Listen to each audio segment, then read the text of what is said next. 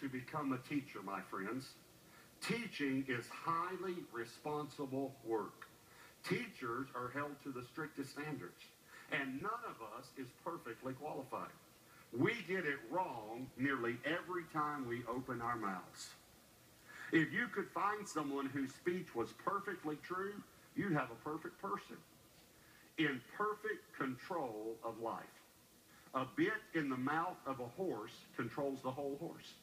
A small rudder on a huge ship in the hands of a skilled captain sets a course in the face of the strongest winds. A word out of your mouth may seem of no account, but it can accomplish nearly anything or destroy it. It only takes a spark, remember, to set off a forest fire. A careless or wrongly placed word out of your mouth can do that.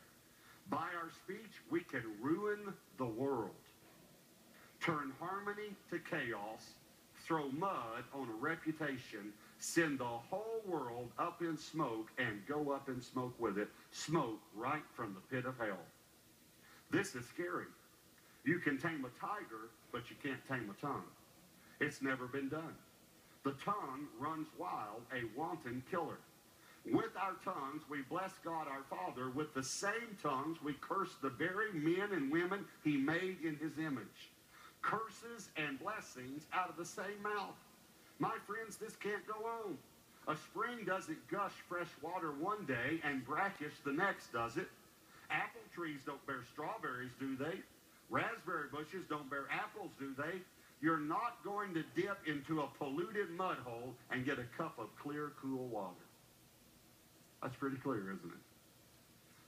Okay, let me give you the good news. I know this series has been a lot of bad news. I know that. Last week we had the 10 deadly sins. This guy said to me afterwards, hey, I got 9 of them. And then he said to me, should I work on those or should I go for the other 10 and have a perfect score? So I said, no, you need to work on the 9. But here's the good news. It's contrastingly productive. In other words, the tongue can cause a lot of damage, but the tongue can also do a lot of good. The tongue can curse, but the tongue can bless. You can bless your marriage. You can bless your finances. You can bless your job. You can bless your children. And in the same way that the tongue can destroy, the tongue can produce good fruit. This is good news. And when I thought about this, immediately I thought about the greatest example of this that I know. And that's my wife, Debbie.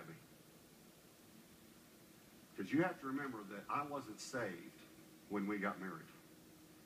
And then even after I got saved, I still lived in immorality for the first few years of our marriage. Her unconditional love, her prayers, her encouragement to me.